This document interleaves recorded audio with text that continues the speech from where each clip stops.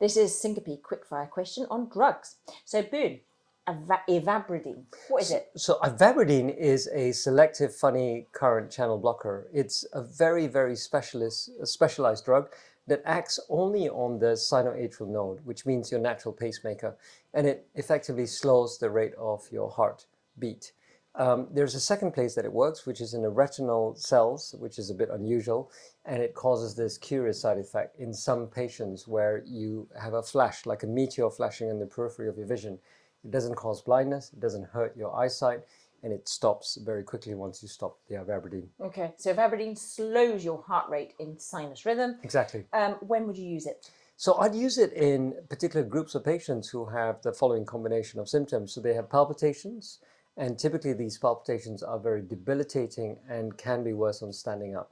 So it's particularly useful for patients, for example, with postural orthostatic tachycardia syndrome symptoms. Okay, so POTS.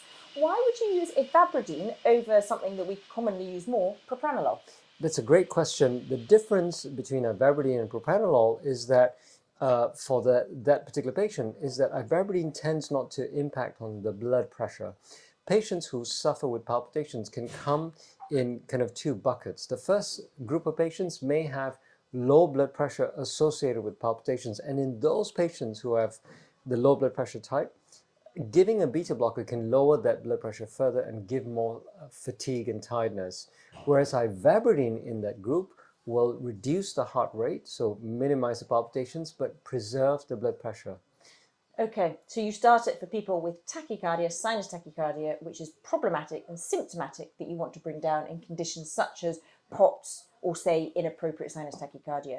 Would you use it for a physiological tachycardia, such as a fever or somebody who's stressed? No, I would not use Ivabradine in that situation because that is the body's natural response to the stressor on the system, which should only be temporary if you're stressed or have a fever, so no. What's the dose? The dose starts at 2.5 milligrams twice a day, taken at the usual intervals, 10 to 12 hourly, so maybe 8 a.m. and 6 p.m. And that can be up-titrated in 2.5 milligram increments to a maximum of 7.5 milligrams twice a day. Okay.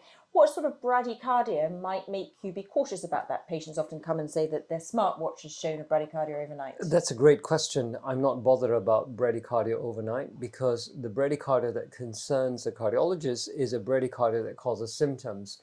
Most of the time, bradycardias that occur at night in the sleeping position may drop your heart rate down to, say, 35 or 45 beats per minute. It might be quite alarming for you looking at your watch, but so long as you're not dizzy and you don't feel any untoward symptoms, then there is no problem with this Ivabradine. What are the contraindications? So for Ivabradine, I think pregnancy is a very strong contraindication because it can cause a fetal toxicity or malformation.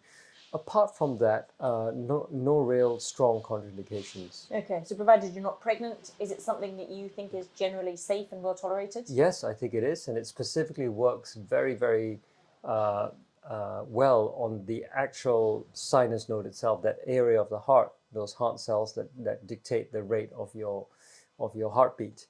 Is it used for anything else? So some patients who have angina or chest pain from coronary ischemia are prescribed Ivabradine to lower their heart rate, but this is a second-line agent if the beta blockers are not tolerated in those group of patients. Thank you.